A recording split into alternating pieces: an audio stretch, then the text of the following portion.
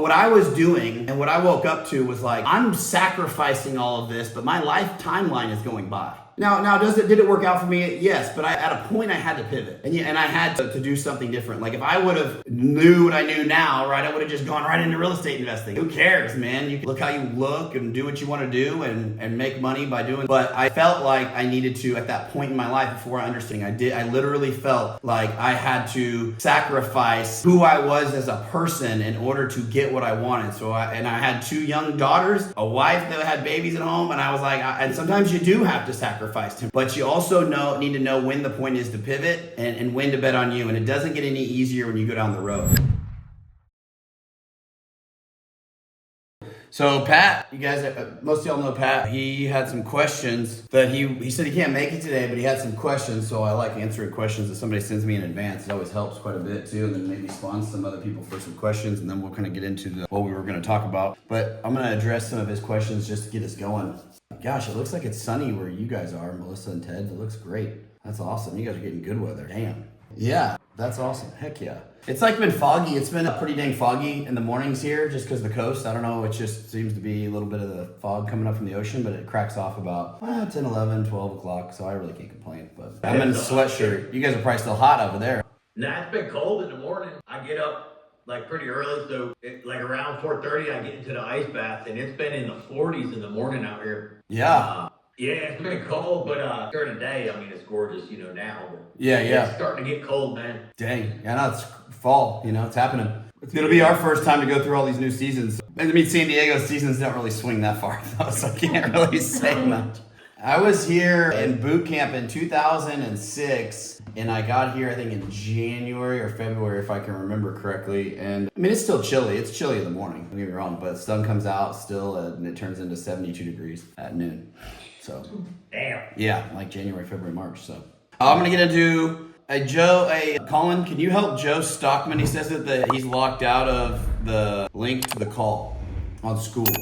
Is he Momentum? No, he's Inner Circle. Okay, he should have access right now. All right. So I'm going to refresh it.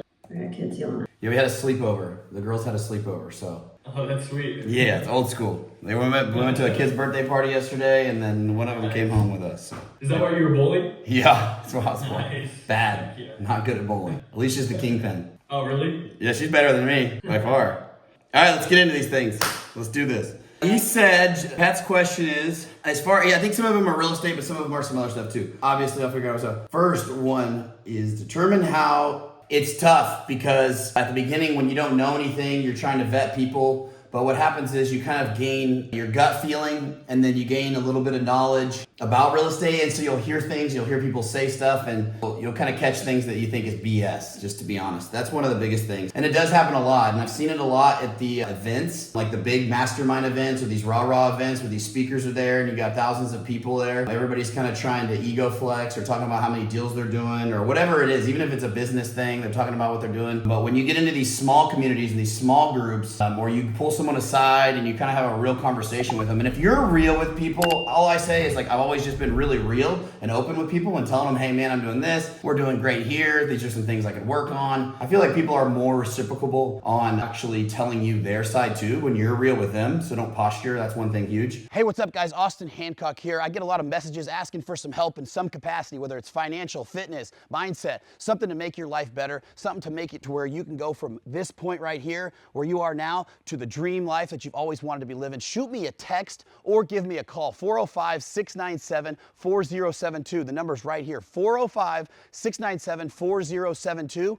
Call or text the number and let's change your life. But at these big events, a lot of times people are throwing around big numbers, but when you get into a small community, and that's why I like what we'll have here at the house, people will be very transparent. You pull somebody aside and they're like, yeah, dude, I lost X amount of dollars on a deal. I should have done X, Y, and Z. Or my business is doing really well last year, but if this thing's going on, the tariffs on this or whatever, we've really struggled. And it's just nice to hear and nice to meet people that will be transparent with you and really genuinely want to share those experiences with you so that you don't make the same mistake. you're gonna have to just, your bullshit meter just gets more and more better at sniffing it out. But at the beginning, it's kind of tough because you hear people will be like, oh yeah, I do deals, I do this. And you'll kind of pick up on when you hear a little bit more about them in your network and things like that. So that's for you guys local in your markets. I'm sure other real estate investors and other business owners on this call can attest to that in all fields. He says, is building a Paydex score necessary, or will business credit be based on personal relationships with lenders and past deal history? This is a good question. I never worried about any kind of Paydex score. I was always worried about my relationships with the lenders. Like I just said, it was really important for me to build those relationships with those people, because people are what give you an opportunity, right? And some of you guys have those opportunities right now. Your finances speak volumes, and some people just starting out that don't have the finances to speak the volumes for them, or have no credibility, have no history, will need to build those relationships. They'll be even more important at the beginning. You got to think, what's the bank looking at when they're looking at you guys for real estate deals or business loans or anything like that? They're looking at your payment history, they're looking at your credibility, and that's all really credit is. They don't know you personally, so they're trying to figure out if this guy runs a good business, if you're profitable, if you're actually doing what you say you're doing. And at the beginning, it's important, if you don't have any credibility, if you're just getting started, which kind of Pat's in this situation, you never owned your own business or anything like that, it's important to meet people that will give you that opportunity. Obviously, if we're talking specific real estate, we're talking hard money loans. Hard money loans are going to based off of the deal. But when you go to smaller lenders, or maybe you meet an investor like we just said at a RIA, a real estate investing event, or you talk to a realtor and she says, call my friend Stacy, she's at bank 12345 down the street. That's when the relationship becomes really important at those smaller banks and those smaller lenders, because those lenders are what gave me an opportunity at the very beginning. I was still starting my building company. I was still doing 1 or 2 deals and had a few customs going. But when it came to real estate investing side, I got connected with a friend that was kind of my mentor at the time that gave me a lender's contact, and then I started building relationships with them. And funny enough, I've told this story before, but funny enough, that lender, Alicia was pregnant with Harper. We went to a baseball game because the bank sometimes has suites, right? And he's like, hey man, come to the suite, come up to the game. I didn't really want to go. I know she didn't necessarily want to go. I think she was pretty pregnant. It's not like our jam to go do that, but it was important to build face value with this lender and to meet him with my other investor friend. I tell people there's seasons of saying yes, seasons of saying no. This was a season of saying yes because I needed to put my face there. I needed him to know who I was. I needed him to see that I was who I say I was, and then ended up getting, I think he only gave me like $150,000 guidance line. I took that $150,000 and I bought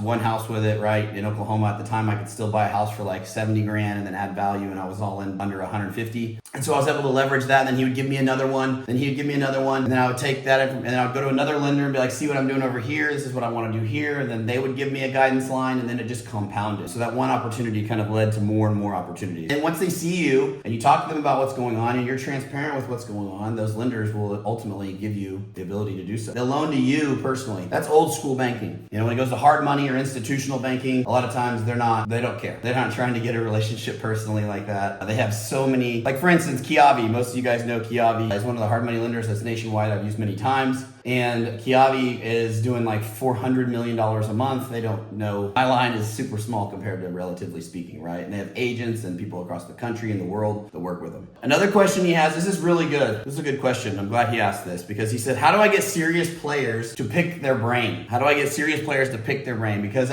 you've seen a bunch of stuff on social media where people get irritated about picking your brain. I've had so many people reach out. They're like, I want to pick your brain. Can I take you to coffee? When I still lived in Oklahoma and I started gaining success, everybody wants to start pulling at your time. And can I get a lunch here? Can I get a this here? I feel mixed on it. One side of me feels like a little off-put that you're trying to steal time, depending on who the person is. Because I know that a lot of people pay big money to be around people and to get into networks, and that's how it works. I've paid tons and tons of money to get into rooms and masterminds and groups and mentors. But at the same time, the other side of me still remembers young Austin starting out. I would connect with, maybe ask my dad's friend, and he would give me an opportunity to have lunch with him. And maybe he was just a banker or just a guy that was doing, making more money than I'd ever thought about making. And so I was given those opportunities. The best way that I can say to be able to do this is, one, respect the time. Meeting those people, meeting those connections in a different environment makes all the difference in the world. A cold DM through Facebook of, hey, can I pick your brain? Can I take you to coffee? Blowing you up on Instagram if you don't know somebody and asking them to take them to a coffee or something, and basically saying, I'll buy you a $3 coffee if you'll tell me about how you built a $100 million business for free. It doesn't really make a lot of sense. But if you have a relationship with someone, or you've met them through someone, like,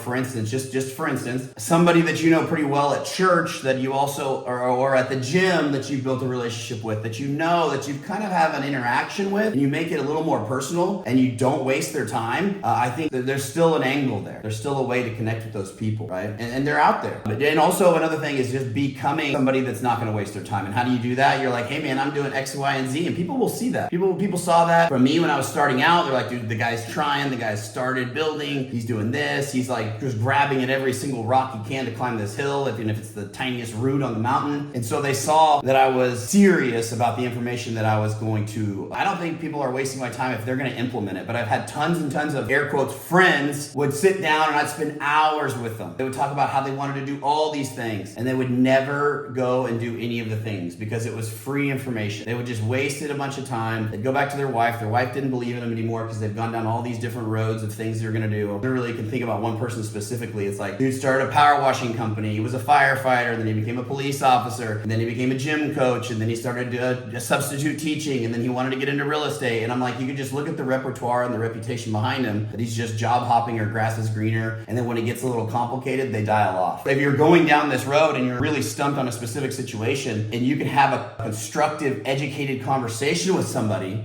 that's all the difference, right? Asking like, so tell me how you did it. It's totally different than literally being like, so I have this house and I don't want to waste much of your time. Maybe it's just a call or something, but I have this situation that I want to do X, Y, and Z on. I just wanted your guidance because you've been down the road. And like I said, it's just, if I could take a call or whatever, you can just answer it real quick. But this is the situation I'm in, and I was just wondering how to solve it. They're like, oh, this guy's doing something. He's taking action on something and he's solving a problem. I can help them solve that problem. That's easier. That's because it'll be, oh no, I've done this, don't do this. When you partner, make sure that you do X, Y, and Z. And that's the kind of stuff that I did. So I came at it from a very educational and respectful approach. So I hope that helps Pat in his question. Another last thing he asked, these are good questions for the morning. He said, how can I inspire confidence in lenders, contractors, and other investors prior to having done a deal? It's going to be hard.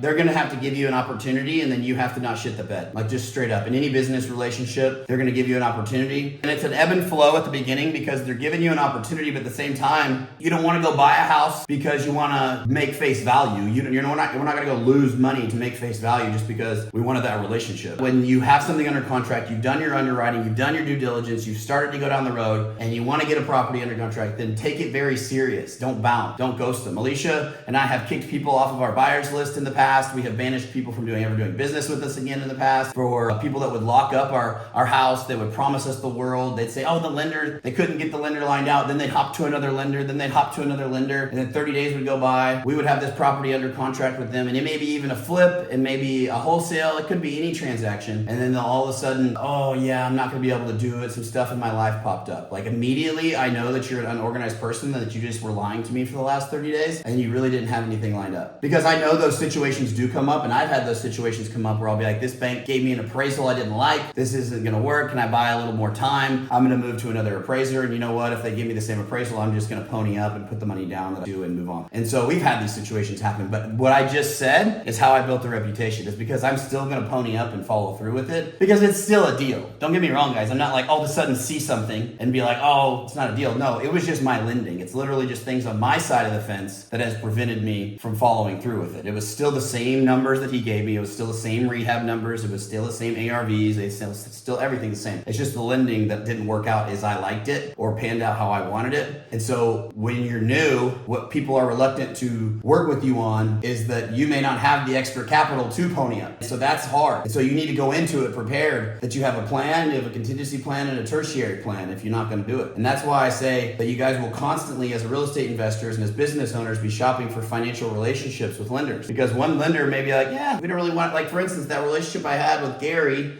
the one where Alicia and I met him when she was pregnant and all this and that, they're very cautious. He's super cautious. Like they're a very small lender. You know, they've loaned to investors before. I liked their terms, but they're like, I was doing big numbers in new construction, and they'll be like, we're gonna give you $100,000. So they're very cautious and stuff. They don't help you. They're not gonna let you. You're not gonna scale and get wealthy with them. You have to find another lender. I realized really early, like, I need to set up this relationship, and I'm gonna try to do the deal with Gary. And if I can't do it with Gary, I'm gonna do it with McLean Bank. And if I can't do it with McLean Bank, I'm gonna do it with Kilpatrick, checking company. If I can't do it with them, I'm gonna just come in with hard money, and I'm gonna have to put maybe $20,000-$30,000 down to the deal. When I rehab it, I'll get that money back out. But at least I'm gonna continue to close the deal and not burn the relationship with Colin. Colin's an investor in town, and this, and this. And that's literally how you have to like pony up and figure it out sometimes. And the bigger the deals, the more conversations you're gonna have with the person on the other side of the table about how to structure it. That's when you can do seller carrybacks. That's when you can dive in much deeper when it comes to the finances to make deals happen. That's how 10, 20, $30 million deals are done, because they understand the market and it's much more of a business transaction. But when it's in single family and it's just one house, it's like, get a loan, get it off my books, and figure it out type deal. Does anybody have any questions on that they want to dive into? That was good startup questions. Not all at once. Nothing? Cool. I'll keep running my mouth then. You guys are here for the show. So what I did want to talk about today besides that was sacrifices, all right? Something that's been important is sacrifices. And we kind of talked about it last Momentum call with my guest on there and what he's doing and things that he's having to do. But when it comes to making changes, whether it's our physical body, whether it's our personal finances, whether it's our business relationships, it's important that we understand that we're going to have to give up something. We're going to have to stop doing something in order to create new patterns. Because what happens is the older we get, or even when we come out of high school, we have all these habits and these things that we do daily. We have all of these routines that we stack on, and you just keep adding more things. You keep adding more things. I still do this, and I still do that, and I still hang out with this person. I still go out. I still do that. And you just keep adding them on. But what ends up happening is like you can't get anything done. You can't move the needle. You can't get off high center until you start to shed the old habits that have brought you to where you are today. And that's what's so crazy is that people think that they want to go to the next level. They really want to level up and move to the next level, but they carry all of this fucking baggage with them. They're carrying around all this baggage of well, I still do this, and my mom has me like this, or I do this, or family member that, or all of these things that are tying them down. Or my friends, man, they're my good friends, and so I just feel obligated to go to the ball games with them, obligated to go golfing with them because they helped me out when I was almost getting divorced, or whatever it is. Like literally, they'll have all of these things that they bring with them, and then they expect to run faster or move quicker. And the reality is, even some of these things that you've worked really hard for, for instance, we built, or I'll call it one of our dream homes, because I never had like this is my home forever, but in Oklahoma last, I built 3 or 4 of our own customs, but we had to be willing to sacrifice and say, you know what, we're going to let that go for this opportunity to move, right? Just because we're going to do what we say we're going to do. Let's do it. You have to be willing to let go of something in order to reach the next thing. I'll give you a scenario. Yesterday, I was hanging out at that birthday party, and the guy was like, he's like, where did you watch the game yesterday? Everybody in San Diego is talking about the Padres, right? The Padres are doing great. I'm not opposed to it. I just don't follow it because I'm usually much more in depth than this. There's other things in life that become more important. But I'm not against it either. I'm like, cool. He's like, where did you watch the game? And I was like, I didn't watch the game, right? I just don't. It's not even something in my head. I don't even get excited about watching these games because I get excited about knowing that I'm gonna have a call today. I get excited about doing business. I get excited about the relationships. I get excited about my events. I get excited about helping other people. I get excited about doing the next deal or thinking about the lender or strategizing. Like there's so much that I'm excited about my future and the things that are gonna happen and the moves I'm gonna make that I really stopped caring about a lot of things that maybe I used to once act like I did. And I really did. Sometimes I acted like I did. And I was talking to another friend of mine that said the same thing. He's like, yeah, I used to just go to the Super Bowl party because I drank all the time and I wanted to be around the people that I used to hang out with. And he goes, and then I woke up one day and I was like, I don't really like watching football. I'm only here for the booze and the food. And then these people are all just here for the same thing. What kind of conducive environment is this? And and that's what tends to happen. But we get caught in that cycle. We get caught in that cycle of our friend group or our colleagues group or come on, bro, let's build some camaraderie because we work together or whatever it is. And it could be a vicious cycle. And he kind of looked at me like I was crazy, but kind of was like, oh man, this guy's weird. When I was like, yeah, I just didn't watch the game. I mean, I said, I heard they lost, I literally just hear from other people what's going on. I don't get hung up on that, And so here's some questions I want you guys to ask yourself. If you have a pen, write these down. What am I willing to sacrifice today in order to get where I want to go tomorrow to reach the goals that I want? And there always is something. There always has been something for me.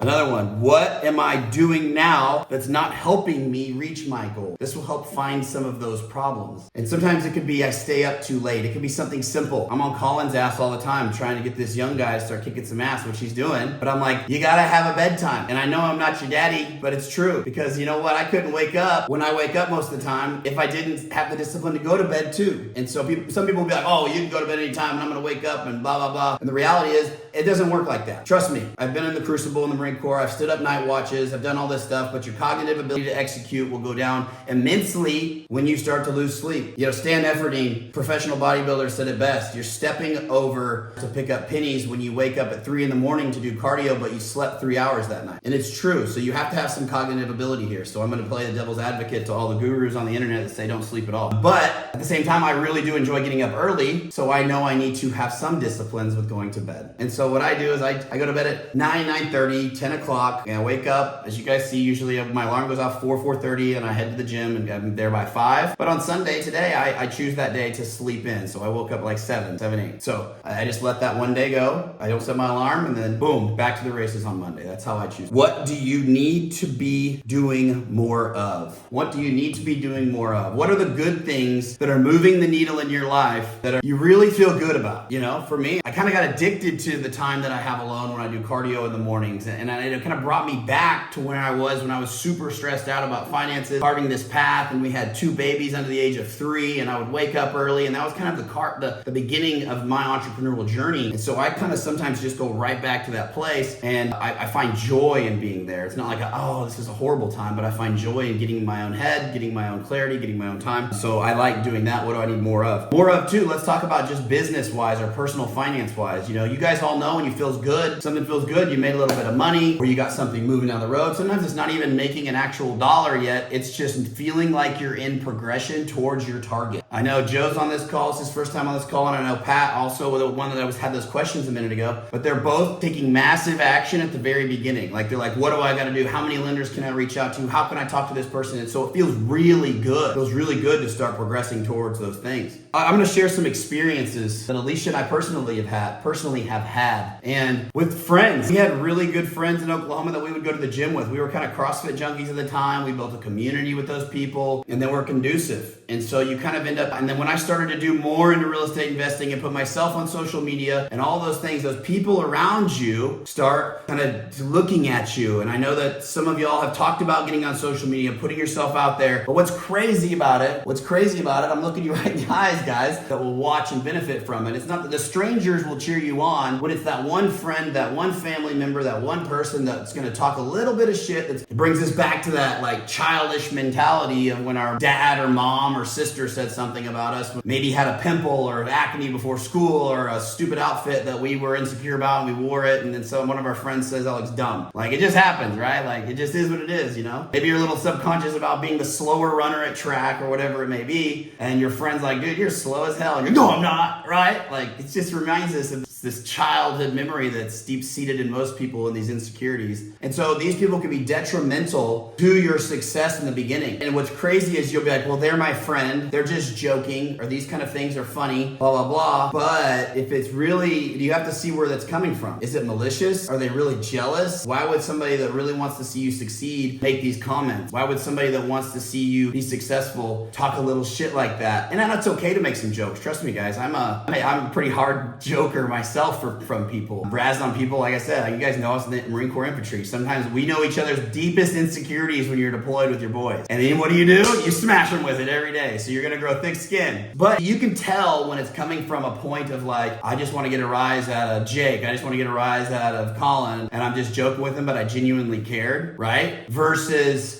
someone that's like making that snide comment where it's passive aggressive. And you need to, and if you feel that as a human, you know in your gut that you need to eliminate that. You need to eliminate those people out of your life because like I said, they will be the one, they are that tiny little voice that says you can't, and you'll let them have too much space. Any space is too much space for those negative people. So going back to our experiences, we had to really, Alicia and I got closer because of this stuff. I'd be like, I don't feel like they have the best intentions for us. I'm kind of upset that they say this and that, or, we started doing better. People would come over and be like, oh, it must be nice, or, all these things that start going on. And you're like, dude, we're just us still. Like, we're inviting you here. We want you to go do this. We want you to come along. We want you to do these things. We really genuinely like hanging out with them, but they would almost change more than we would be changing. But they don't think of it that way, So as you guys start to, there's certain people you guys probably all know, we all know that you can't go tell, I signed up to get a coach to learn more or to invest in myself and stuff like that. I've had old business partners in the past, And he would be like, what are you going to go do to one of those rah-rah events? Like, he kind of would joke at me. And I'd be like, yeah, I didn't let it affect me that much because I was like, I don't want to be like, I'm like, yeah, that's what I'm going to do, buddy. Like, no problem, haha. And, you know, he's a goat farmer, straight up. So literally, he's a good builder. And I would still consider him someone I would talk to, but I just didn't want to be like that guy. So I didn't really take offense to it. But it was annoying. And so you can't tell these people kind of what you're doing at the beginning. You got to show them. It's super important. You got to show them.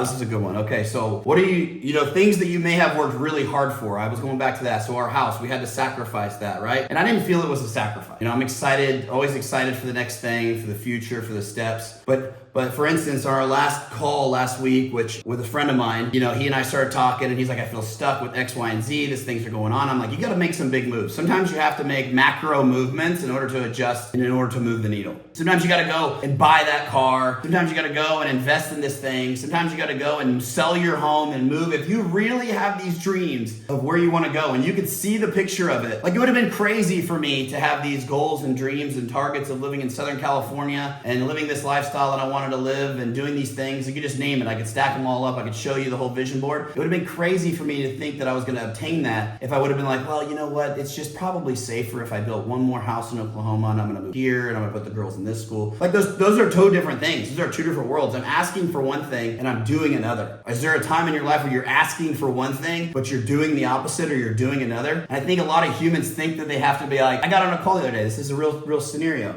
It was like, I'm going to start a franchise company. I think I'm going to start a franchise company because I know that that'll start making me cash flow. Once I get the franchise, then I'm going to be a real estate investor because I want to take that money and I want to invest it into real estate. And I said, okay, do you really want a franchise? Like, is that something you're really excited about? Like a family member does this or you know somebody wealthy that does this? Where's this coming from? No. I just think that that's what I need to do in order to get the money to get. And I was like, why don't we just start with real estate? Fuck the franchise. Let's go over here. Like start going down that path. Start on the journey that you really want to go. And then the next question could be like, why do you want to get into real estate? I don't think I'll be honest. I don't think anybody's excited about real estate for the most part. It's pretty generic. I mean, maybe they're excited to live in a primary residence. Maybe they're excited to see some of the construction happen. I mean, I still have that. I love that stuff. But like, I'm excited about real estate and I got into real estate investing because it was non-emotional and it was all about what I can do to build the business so that I can go forward and live the lifestyle that I wanted to live. Now, whether that's a lifestyle of having 150 employees in an office building and having my name on the side of it, all corporate life, or whether that's a lifestyle of business where I live my lifestyle and I operate it from my home and I work with people that I like and I only bring in a certain amount of people and I'm very low overhead and I'm flexible and I have freedom of movement. So either one, right? Some people want one, some people want the other, but you kind of have to start defining it. And it would be crazy to go and do something completely different just to think that you're going to get the outcome over here or once you're ready. Once somebody knocks on the door, you're going to be ready, you know? And I look back at my life and the truth is that's kind of how I felt. I felt literally like I had to wear long sleeves, cover up my tattoos, be a custom home builder because that's what I knew. I had all these deep-seated thoughts of growing up that, you know, nobody was going to give me a job or because I didn't have a college degree and look like, you know, a prep. And so I had all these things in my head that were hurting me or holding me back. The story I had told myself when I was in the magazines, I was on the board of directors for Central Oklahoma Home Builders Association. But what I was doing and what I woke up to was like, I'm sacrificing all of this, but my life timeline is going. Now, did it work out for me? Yes, but at a point I had to pivot, and I had to do something different. Like if I would have knew what I knew now, right, I would have just gone right into real estate investing. Who cares, man? You can look how you look and do what you want to do and make money by doing. But I felt like I needed to at that point in my life before I understood. I literally felt like I had to sacrifice who I was as a person in order to get what I wanted. So I had 2 young daughters. I had a wife that had babies at home, and I was like. And sometimes you do have to sacrifice him, but you also need to know when the point is to pivot and when to bet on you. And it doesn't get any easier when you go down the road. It's hard for me. It's not even a dynamic answer for me to give you guys like a one answer. You got to do this, get right into it. No, but if I would have rode that out and I would have become 35, 45, 55, 65, and then been like, you know what? Now's the time to go and do that. It wouldn't happen because I probably wouldn't have done it later, you know? So sometimes we have to make these bold adjustments, these bold macro adjustments in our life to shake ourselves up, to get ourselves off high center. That's where you define yourself. And that's where you find is during those times. It truthfully is, because me and Alicia as a couple grew a lot through moving. And then we've been here for, I think, almost 8 months. And so I'm getting personal with you guys. I'm getting real. But like being here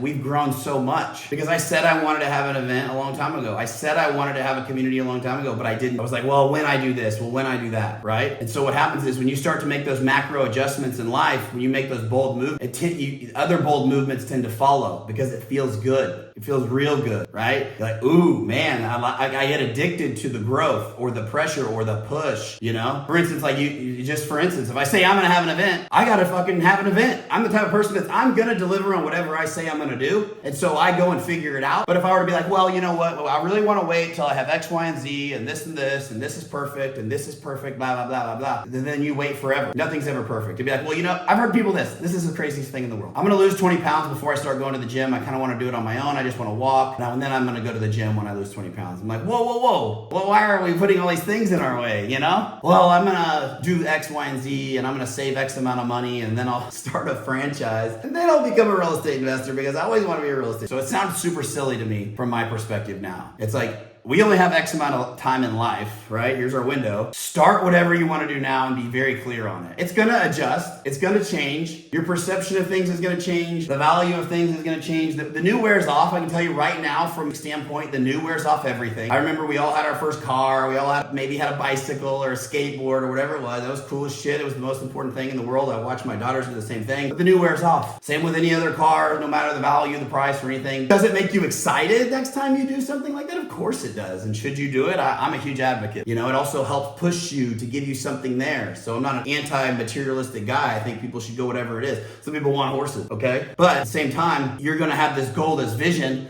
and then it's gonna adjust. It's gonna tweak a little bit. Well, we thought we wanted to be in this area, or we thought we wanted to do. I mean, I can remember when Alicia and I built our first home. That was a big deal, right? It was for us building it, and we would go. This is why people are like, why don't you build another one of your homes? And I'd be like, because I spent so much mental capacity and energy on shit that I found out later I did not care about. And Alicia's nodding her head right now, because it's true. Because I'm telling you, I'm a pretty detail-oriented guy. When I was building, I'd be like, no, I want this tile. I saw this Pinterest photo. I'd have my designer over here. I would be doing all these things. I want the room a little bit larger. No, screw it. We're not holding back. I'm gonna blow this wall out. I know the framers are only gonna charge me $1,500, make the shower a little bigger. All of this energy, boom, boom, boom, boom, boom, right? Paid off when I would sell the home, right? Because I would make the money. But it's a lot of time and a lot of energy and a lot of stress and a lot of capacity. Do we wanna spend it on these faucets or these fixtures? And then, no joke, the house we just sold, the things that I was like, this is so badass. This is so cool. I bought Gucci wallpaper here. I did this special thing over here. They came in, they're like, yeah, we just tear it all out and changed it. We hated it. And I was like, damn, man,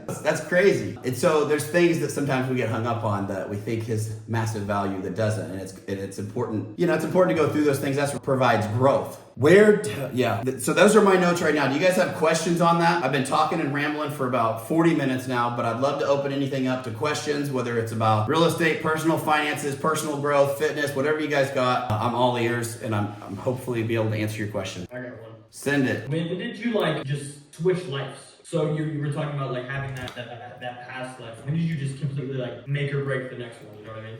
Good question. My instinct and naturally what I want to tell you immediately is just I felt a bigger calling. And that sounds cheesy. That may sound cliche, but I literally felt more excited with the excitement. You know, the excitement will wear off. Trust me. So you have to be able to push through that. That's a new version. But it's like, dude, I got a really good perception of how short life can be when I was young in the Marine Corps. I feel like that's a really good something that I hold on to.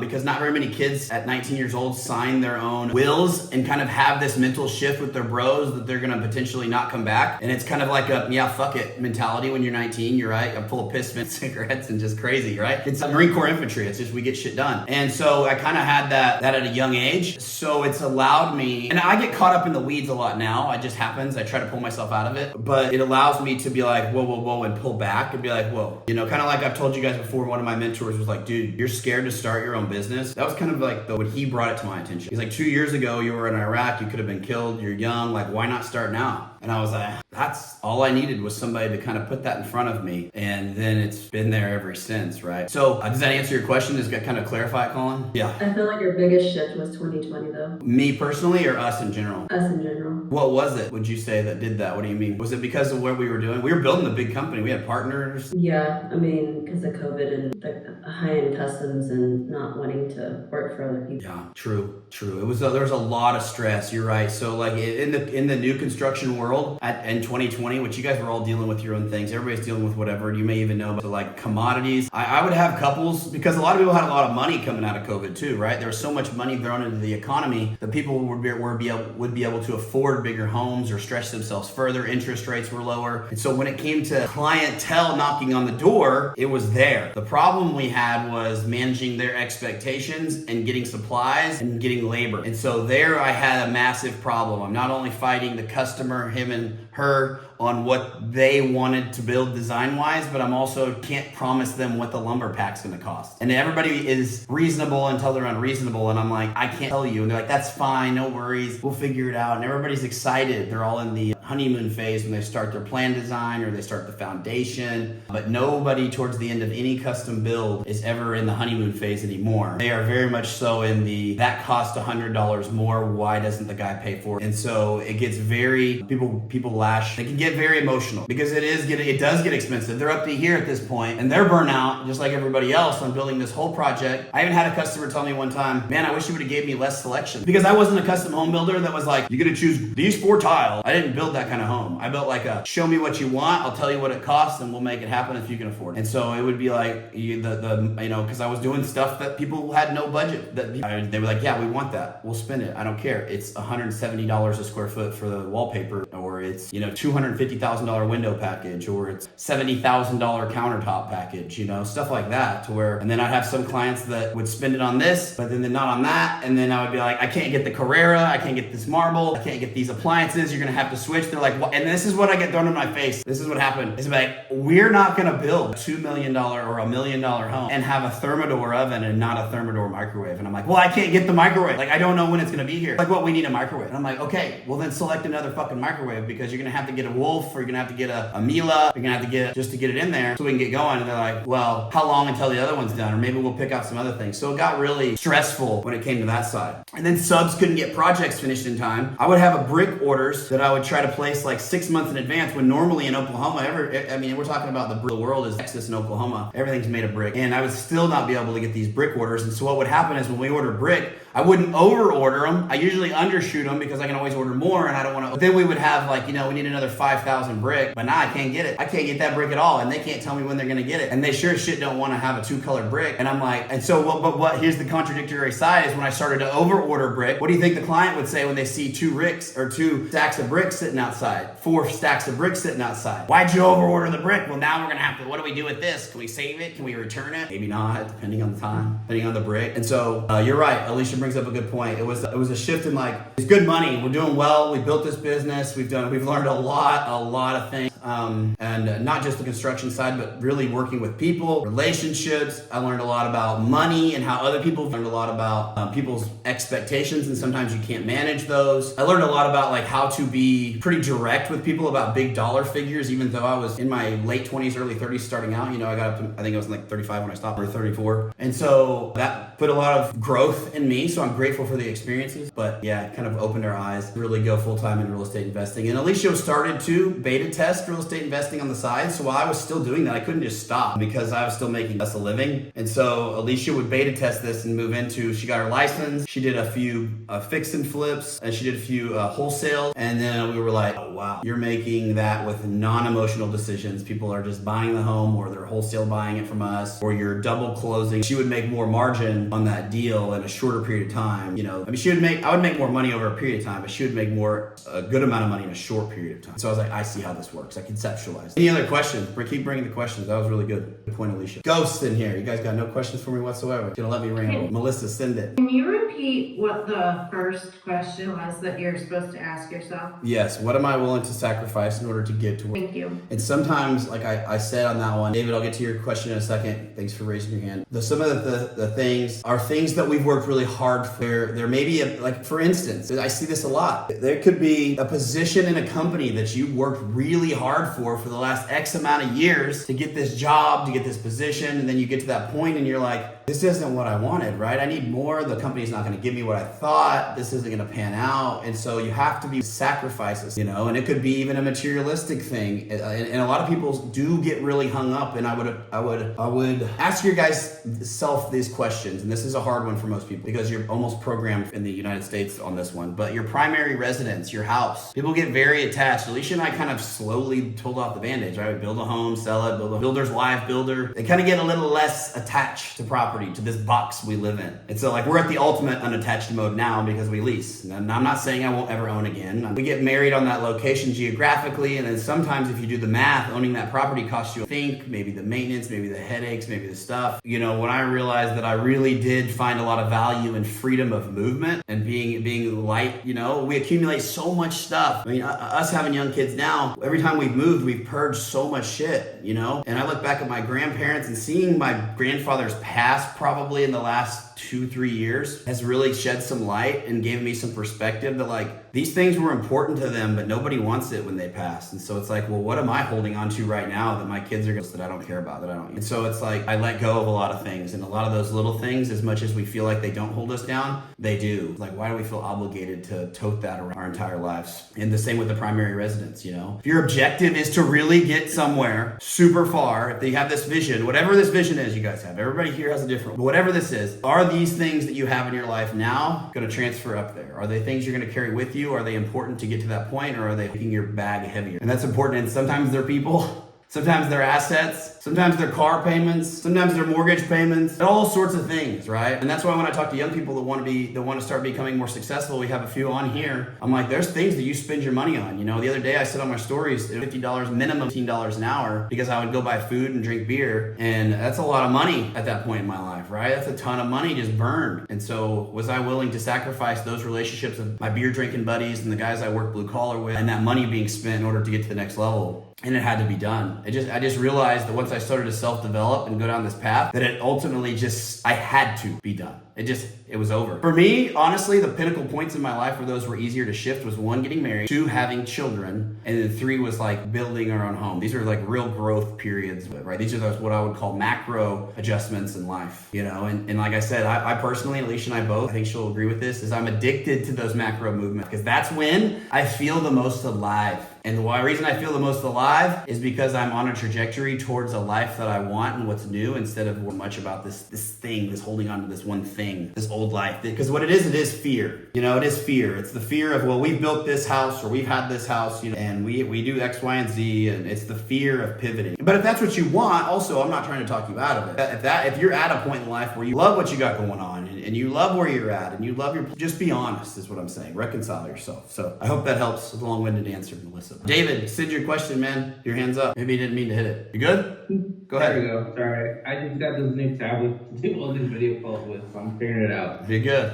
Like, this whole real estate investment is new to me. I come, I guess, like kind of like you, builder side, it's deconstruction, and then eventually popped around jobs and different industry, and I just got stuck in electrical, kind of like the work phase and just the tinkering. It works in my brain that way. Like, why does that work? Diagnosis. But then I realized, like, man, I don't want to waste time building and like falling on my knees. And I started looking, I'm like, can we flip them? Like, is flipping worth it? Or is it like, I don't know, like, I guess how to get my feet into this kind of game. Sure. Yeah. So everybody here on this, I know everybody starts at, everybody in the world starts at a different, but what you have to start with where you're at. It is what it is. You have to start with where you're at in life. I utilize my construction experience, their lenders, their friendships, their relationships. There's all sorts of stuff. You can essentially what's called leverage, right? Leverage what you know. And so you have to start, you know, what your capacity is. You know, that's where it makes the biggest difference. And so I would, depending on where you're at, without disclosing any financial information and things like that, I would suggest that you kind of reconcile what we talked about today. You know, what are some things you're spending your time on now?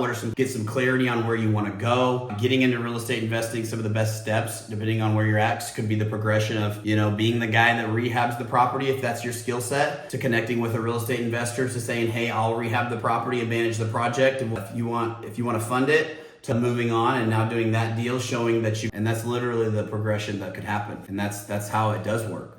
So I would say, depending on where you're starting, you have to start with where you're at, but then you have to have intentions of moving forward and build those relationships intentionally. And then you yourself, maybe you have the finances now, you can do it, you can start talking to the experience. And like you said, there's houses in your area. That's where you can start immediately. And fix and flipping is what's going to give you the most active lump sum of money. You know, there's also wholesale, where wholesale will give you a lump sum of money, but what's going to take you some time is wholesaling costs money in marketing, right? So you're going to spend money in marketing, but you're not going to maybe have a return yet. So it's a hustle and a grind, and maybe you don't have the time to go make all these calls. And that's why I like getting a property, fixing it up, and then turning it around, because at least you know that that money instead is dumped into marketing or cold callers and an asset that you have. And if you find a partner, a financial partner, or somebody that's in financial capacity, then you're kind of diversifying any risk. And you still have this thing that's worth something instead of hoping on a marketing dream. But I hope that helps. Does that help, David? Can't see your face, but I hope that helps. Any other question? Any other questions? I don't have a question, but something you said earlier stuck with me. It reminded me of something that helped me at one point. Because I used to be, like you were saying earlier with the Padres game, I had, it was like every Saturday and Sunday we'd go watch LSU, we'd go watch the Saints, right? Because I went to LSU. That was a big shift for me too. And I remember the thing that flipped the switch in my head was,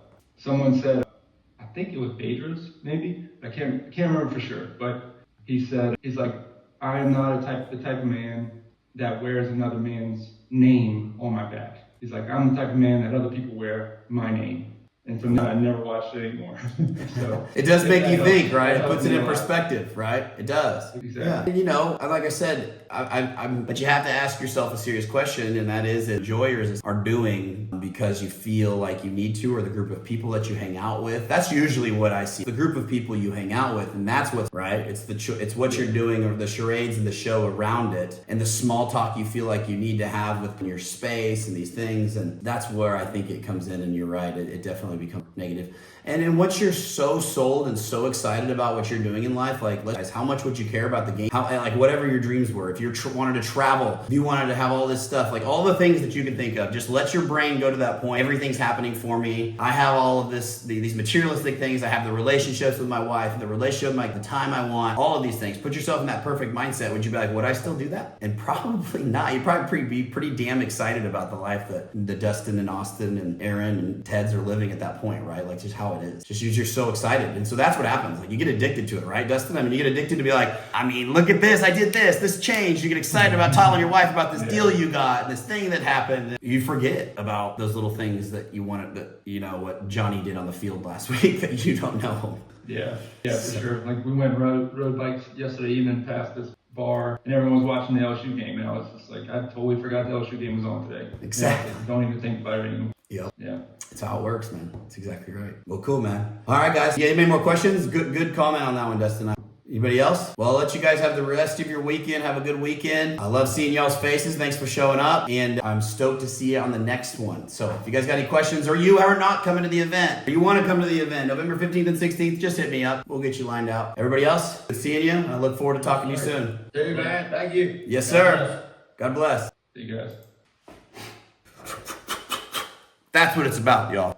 Hope you gained some value from this video. Listen, that was one of our momentum calls, all right? Our momentum calls, a community of inner circle members, momentum members. These are people that are doing high-level real estate. These are people getting started and getting in the game. These are people that are just wanting to get their personal finances lined out. So on that call, you guys watched me. We just talked a little bit about how to get your money right, how to expand your mind. What do you need to be giving up? What do you need to be leaning in on? Who do you want to become? The clarity that you need. So if you guys find value in this video, one, click the link and set the subscribe button below. Say what's up to the YouTube channel and hit the like button. Also, if you guys like this and you want to be a part of our communities, go to austinhancock.com, fill out the information in there. Me or one of our team members are going to reach out to you and we can kind of pick up the discussion of what that looks like for you. But just remember this, you are worth it. You're worth the change. And when you surround yourself with a community of people that are asking genuine questions like this, that are asking good questions, that really want to change their life, that are sitting here and listening to me talk about that, think how it's going to change your life. You got this, you can do this, and I look forward to seeing you on the other side.